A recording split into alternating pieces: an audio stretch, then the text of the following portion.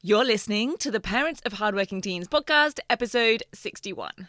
So, your teen has chosen their topic for their latest research assignment, investigation, or inquiry task, and now they have to come up with a research question. So today, we're going to talk about what makes a great research question, how should they word it, and how can they craft it so that it gives them access to those top criteria in the mark scheme.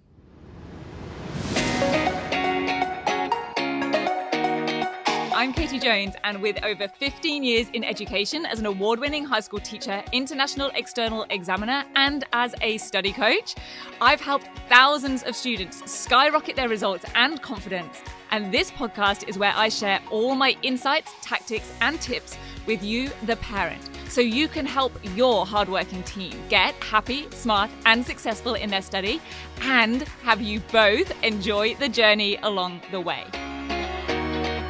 This is the Parents of Hardworking Teens podcast. Hey VIPs, how are you doing? I hope you're well. And for all of you in the Southern Hemisphere, I hope semester 2 is getting off to a rock solid start. And for anyone in the Northern Hemisphere or in international schools, especially my friends in sunny England, where it actually is sunny right now, I hope that you are enjoying the start of your summer holidays.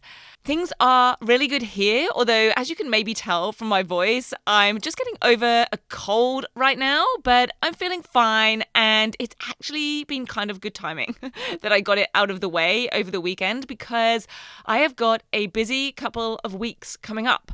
I'm running a professional development workshop for teachers this Friday. As I record this, it will have actually just been and gone when this episode is released, which is big because it's a full day event. But I love doing teacher professional development workshops because it is just so good to be sharing more and more of this work and these strategies with those keen teachers so that more and more of it makes it into your teens' classrooms and the everyday teaching that they are receiving. And then on the Sunday, another week after that, so it'll be this coming Sunday as you listen to this, we have the Next Level Semester 2 event happening. It's called Maximizing Your Exam Technique, which I am doing lots of planning and prep for right now. This is for our Next Level coaching members only, as it builds and expands upon the exam technique concepts in the 10WGT. Because Next Level is my small group coaching just for students who have completed the 10-week Grade Transformation Program and want to stay on track and keep applying and actioning and honing and building their skills. So none of the concepts that I'm going to be sharing that we're going to be practicing and covering are going to be brand new, because everything students need to be successful in their study is in the 10-week Grade Transformation Program. But I always plan and create these events from scratch so that the examples, the focus areas, the practice, the way I teach and deliver it, the way that we work on these workshops is always fresh and different and kind of lands in a different way for the students so that it really solidifies and extends their skills. And I will share with you a bit more about what we're going to be getting up to in that event with you next week, because you know I love all things exam technique. So I'll be really keen to share a few bits and pieces with you. And I can tell you, for those of you with teens who are coming to it, it is going to be epic. So now, today, for something I don't love. Just joking. Kind of. I'm talking about blank canvases, coming up with ideas out of thin air, having freedom to choose your own path in an investigation or an inquiry. Because I know that it kind of sounds like it should be awesome. It sounds like it should be fun and exciting to have that freedom and that choice. And I know that for some people and for some students, it is. In fact, I kind of think that a blank canvas and free choice is a bit of a marzipan thing, or coriander. It's one of those love it or hate it things. And personally, I love marzipan and coriander, much to my husband's disgust on both of those. But that is to my advantage, really. It means that I always get the marzipan one in a box of chocolates, which is my absolute favourite. So can be good news. But what isn't my favourite thing is having to come up with something from nothing, turning that blank canvas into a finished work of art. In fact, I would even say it's the getting started that for me is the hardest part. Once I'm going with an idea, I'm okay. But personally, I just really need a starting point, something to base things on, something to get things going in the right direction. So whether your teen loves total freedom and is great at coming up with high quality ideas, or is more like me and prefers something to work from, then either way, I hope this episode will be helpful for you because it'll help refine all of their ideas when your teen has plenty of them, and it will help generate some ideas if they are just struggling to come up with them. So either way, it will give them a structure, a framework to start off the process or to hone what they have. Now, on the last episode, episode 60, I shared my recommendations on helping your teen come up with a great topic in open tasks or assignments where they get some sort of free choice on what it is they want to investigate. And today, I'm going to deliver the next step to that: how to come up with a high-quality research question. This is the question that guides their inquiry, the question that they actually have to answer. And just for clarity, I am going to be interchanging the words inquiry question or research question, and you can sub in the particular wording that your teen might use for this. They are all the same thing. It's the one big question that guides your teen's assignment or project or assessment task. So just want to make that clear, because there is a major misconception I see happening with research projects and inquiry tasks, and that is thinking it's all about collecting and delivering information about the topic. A bit like being a student version of Wikipedia. But the key here is to not mistake the inquiry question for being about the information they're going to go and find as a result of asking it. Now, let me say that again. Don't mistake the inquiry question for being about the information they're going to find as a result of asking it. And let me explain what I mean by that. Inquiry tasks and investigations are not about asking a question that will mean we then go and find out lots of information to answer it with just facts and stats. That type of research may well be required as part of answering it, but it's not just about finding lots and lots of facts and information. Successful and high quality inquiry tasks and research investigations are about collecting the most relevant information and then, most significantly, focusing on what is then done with that information. Is it linked together and synthesized? Is it analyzed? Is it evaluated? Because I've seen and marked and moderated so many assignments and essays where this critical mistake has been made, where they're all about collecting and recounting and telling information. And it's totally understandable why this happens. Because back in year 7 or 8, or even back in those primary years projects, it was all about collecting and recounting information. It was all about finding out about a topic. But as we move up through the years, particularly, this really takes hold, I would say, in year 9 and above. It's absolutely critical in those senior years. Things subtly but significantly change. But no one announces it. No one says, okay, so you're used to doing research projects about a topic, but now for this one, just so you know, we've slightly changed the name to being a research inquiry or an investigation. And big buzzer alert, that requires more than just telling us all about a topic.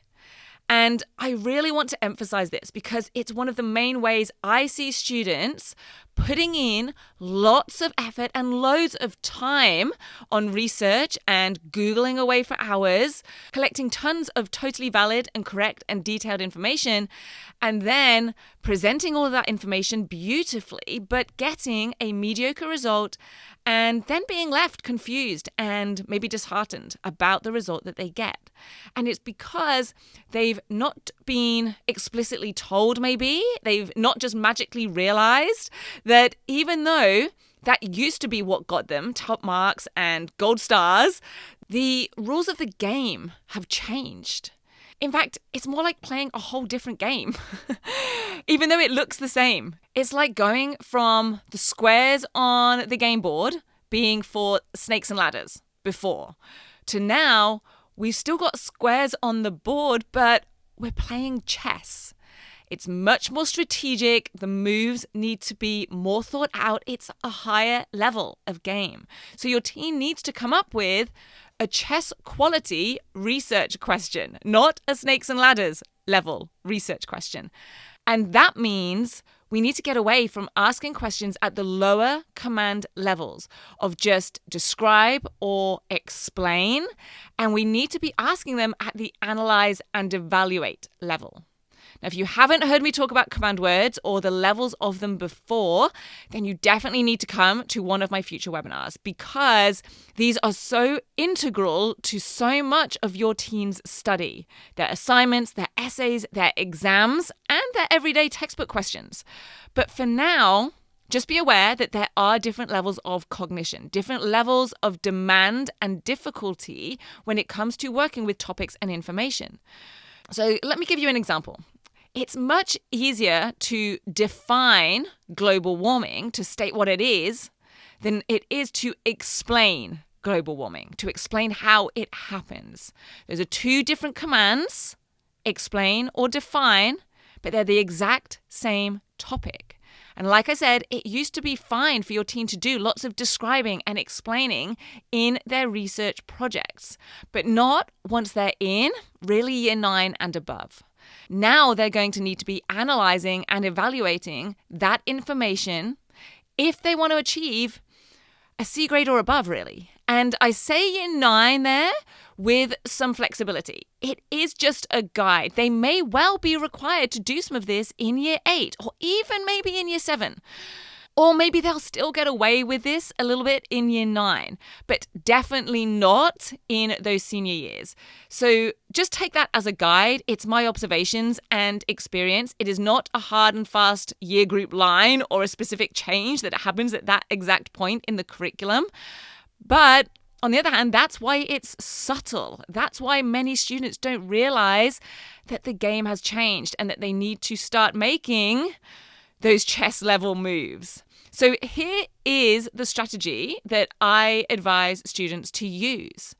Once they've decided on their topic, and go back and check out episode 60 for that, they then need to come up with, ideally, an analysis or evaluation level question about a specific element or aspect within that topic. And then, bonus tip, they can use the lower level commands to structure and ladder up any sub-questions that they might also need to write. It's all about going narrow and deep on their inquiry. So they laser in on one aspect and then go deep with the research and discussion on that particular area. We are not trying to tell the marker everything about the topic. That would be going wide and shallow. We want to stick to narrow so that we spend more of the word count on delving into the detail and analyzing and evaluating it. So I'll give you a couple of examples. Let's say they're doing a research inquiry on genetic engineering. They don't want the research question to be, what is genetic engineering? That would technically just require a description of what it is, a statement or a definition. Maybe they might also give some explanation of how genetic engineering works, but that is not going to be good enough. It is way too basic. It's too shallow. So let's go the next level up in those cognitions, in those command words. Maybe they could ask, what is genetic engineering used for? That would be at the application level. They're investigating how it's applied in the real world. And that would require describing real-life examples, explaining how they work. So lots more scope here, but still fairly wide and shallow. We could give lots of examples, but not necessarily go into that much depth on them. Because remember, what we want is something very specific so that it's narrow and investigated at an analysis or evaluation level. so they go deep. Like this example. How has the use of genetically modified crops helped reduce malnutrition in less economically developed countries? This is a real-life application, but instead of investigating lots of different examples at a more superficial level, we are now analyzing how one aspect, one application has had a real-life impact. It gives the opportunity to discuss the different types of crops that have been genetically modified. It allows us to explain the science of how that is done and in what places this has been done, where it's been maybe trialed and used.